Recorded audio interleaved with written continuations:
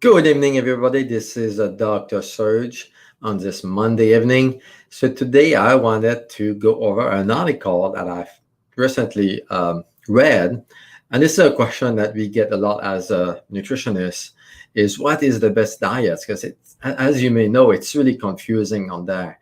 What do we eat? What kind of diet do we follow? There's dozens of different types, and when I came across this article, I was like, why not going over this and see what would be the best diet to follow when it comes to obtaining optimum health.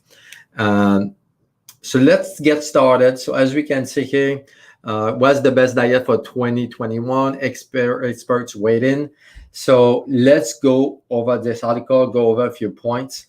As you can see here in the title, so it is the Mediterranean diet, which focuses on heart-healthy foods that typically are eaten in countries within the Mediterranean region, like Italy, Greece, for example. Right there, to me, it's a confusion because the Mediterranean diet, what does that mean? Because each of these countries over there has specific diet. They don't follow the same pattern. So when we talk about Mediterranean diet, so what is it at the end of the day? So when you scroll down this article, you can see that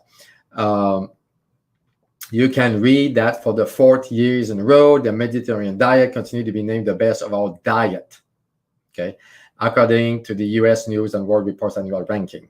Okay, so they claim that the Mediterranean diet is mostly legumes, nuts, wheat, fruits, and vegetables. Again, this is really misleading because that's not necessarily the case.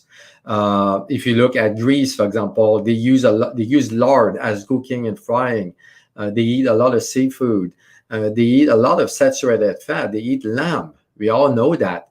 And they eat a lot of goat products like goat cheese, goat milk. So at the end of the day, the Greek diet is heavily based on animal products. Okay, if you look at Italy, similar concept. They eat a lot of red meat over there. They use a lot of lard for cooking, and so on and so on. So it's really misleading when they say that the Mediterranean diet is mostly vegetarian or lower in animal products, which is not the case at all. So when you look at the people over there, they actually eat a diet that is pretty heavy on saturated fat, on fat and animal products. Okay, but they suppose that that's the best diet. Of course, when they do these big studies, random clinical trials, for example, they design diets based on the preconception that those people eat a low-fat, high vegetable diet and low animal products, which we just saw that's not necessarily the case.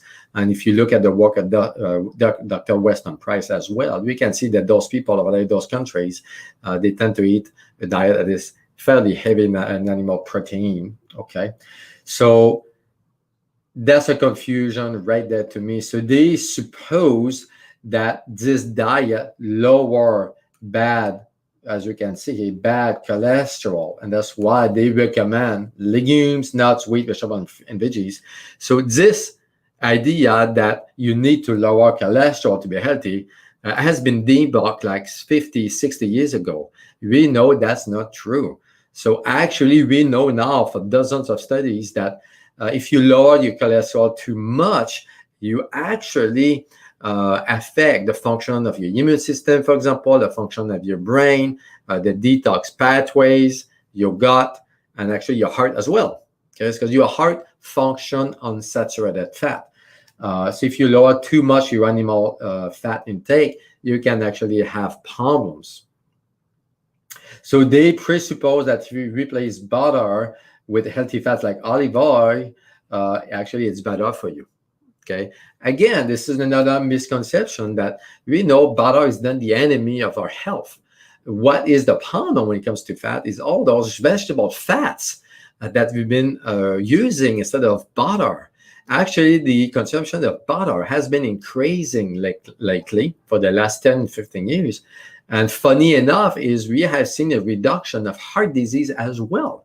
So if you eat more butter, we should see more heart problems. But we see the opposite. We see less heart problem. So there's a correlation there. I don't know if it's a causative factor, but we know there's a connection. And back in the days when we didn't have any heart problems, we were using a lot more butter, okay, a lot more saturated fat. The problem, like I said, is all the vegetable fats, those fake fats, corn oil, soybean oil, Crisco, which is mostly trans fat. So the big culprit of heart disease is trans fat in those fake oils, not butter or lard. We all know that. That has been shown over and over and over. But the core of this article is they base their result based on this article, okay, from the British Medical Journal Gut, which is this one, okay. So what they did is they did a big studies with countries over there, and we can see here the title. So they look at how this diet impact the gut function. And they found at the end of the day that this diet increases the number of good bacteria and reduces the number of bad bacteria. So we all know this is amazing. This is what we need to see. So we need to rebalance the gut flora by getting rid of the bad bacteria. So that makes sense. The problem with this kind of studies is this can be achieved with pretty much all diet. Okay, if you look into the literature in nutrition, we can get this results with a paleo diet, with a keto diet, with a vegan diet, vegetarian diet, and so on and so on. The problem with this is the flora of those participants, of those people who started the studies. So if you people who did the study had good flora, of course, over time, you're going to have more good bacteria in your gut. So if you started with bad flora, bad bacteria, so that changes the results of what you're going to get in those studies. That's why all kind of studies were designed with all kind of diets and more or less getting the same results.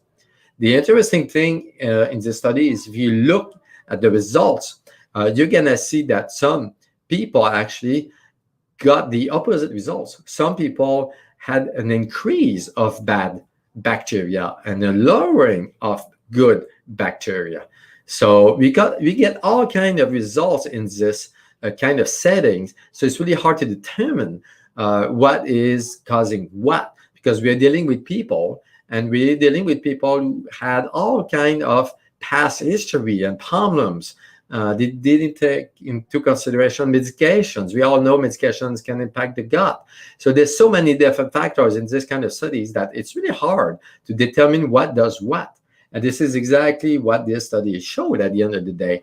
And unfortunately, so they use this one to support that this Mediterranean diet is one of the best diets you can get, because most people got an increase in good bacteria and less bad bacteria. But again, you can achieve this with pretty much anything, okay? But one of the key points of this article is this paragraph, okay? We can see here. So Dr. David Katz, okay, one of the panelists who weighed in on the diet says, and so on and so on. So if you look into this guy, Dr. David Katz, this guy is a known vegan, okay, researcher. He promotes veganism. Okay, this is a big propaganda to me at this point, is all those people, okay, and most of those panelists actually believed more that people need to follow a vegan diet or vegetarian or something that is lower in animal products and much higher in fruits and vegetables. Okay, of course, if you start with panelists who believe in one concept, you're gonna see this concept at the end as being the best concept to follow, right? It just makes sense. If all those people were people of keto diet, at the end of the day, they would say, oh yeah, the keto diet most likely is better for us, okay? So to me, that was not fair at all to have people who actually believe mostly in veganism. So if you look into this guy, Dr. David, there's many things you can look at him. But one of the best video that I have seen is this YouTube video. As you can see, Are Vegetarians Healthier Than Omnivores? So that was a debate between the journalist Nina, okay, and of course the researcher David Katz. Okay, David Katz in this did really poorly. If you watch it, you're gonna see he eludes all the question and issues. He avoids all the main core, and he always focuses on weak studies. All the studies that he bring on is all studies that have been shown actually to have statistical errors, to have mistakes, problems, the way they were designed, and so on and so on. But Nina, I believe that was my first time I heard of her in this video. And when I started researching her, she wrote books and she's really into health, and she's really into debunking those myths that saturated fat, red meat is bad for you. At the end of the day, there's so many studies that have been shown to support this simple fact. And all those vegan people believe that cholesterol is bad, saturated fat is bad, that if you eat those fats, you're going to have heart disease and cancer and Alzheimer's disease and so on and so on. Although it has been shown to be true, false like 50, 60 years ago. And they still use the same concept to promote the veganism diet. So as you watch this video, you're going to see what I mean is she did a really good job to debunk all these arguments that he had in this video. And at the end of the day, veganism, there's no science supporting that. Nowhere. And we never had this kind of diet in our history. If you look across the planet and throughout the last dozens and dozens of years, no population had ever been on a vegan diet. All those populations, even the Mediterranean diet, they use lard, they use eggs, they use animal products. The Japanese used a lot of fish, for example, and they are big consumer of beef. People don't know it or don't realize it. If you look at the population that eats the longest and the healthiest, they all have some type of animal products in them. So at the end of the day, you need some type of animal products to be healthy, to be at the optimum health. Okay. So at the end of the day, what is the best diet in 2021? Okay, all those diets has one thing in common, and all of them avoid or recommends to not eat processed foods. I think that is the key for optimum health, is to avoid processed junk food that has sugar, chemicals, pesticides, so on and so on. So fresh foods, organic, no GMO. That's the idea here. And clinically, what I see with people is a type of paleo diet works really, really good for most people. And again, it depends where you are, okay, in during this journey. So if I meet somebody who has a cancer, of course, with those people, I will recommend like a vegan type of diet, really, really low in animal protein, a lot of veggies to help detoxing the cancer cells, for example, all the toxins, okay? But most people do really well on some type of paleo diet that has about 60-70% of fat. Okay, I talked about it before, so we need to focus on the TOR pathway. I'm going to talk about it again in my next video. Is the TOR pathway is the key for optimum health. And the way to activate the TOR pathway is to eat a diet that is about 60-70% fat, okay, and about 10% sugar or maybe less, and the balanced animal protein. So fat is the key for optimum health. Good, healthy fat, nuts, olive, avocados, okay, coconut, eggs, seafood, okay, lard, grass-fed, organic meat, okay, it all depends on what you eat. So the best diet at the end of the day should be based on fat, and you need to figure out what your body likes, of course. Some people can eat a bit more fat, a bit less fat. So everybody is different, and that's what we do actually with clients is we design something that works for them. Because I see that almost every week that I see people are eating the paleo diet or the keto diet or the omnivore diet, all kind of diet, and they all struggle because they don't know they may be having food sensitivities. And this is one of our goals as clinicians, is to determine, pinpoint the food sensitivities. Okay, I had a patient, for example, that she was following a paleo diet, really good diet, and she couldn't lose weight. one of the reasons is we realized that she couldn't have tomatoes and squashes. Okay, that was a two food sensitivity that she had, and she didn't know it. She thought that she was doing fine by eating those foods. Yeah, most people would be okay, but for some reason, she could not eat those foods. And then we cut these out, and the weight started to drop. It was crazy. It was really wild to see. So her body started to actually cause inflammation as she was eating those foods. And when you cut it out, inflammation went down, water retention went down, and she started losing a few pounds every week.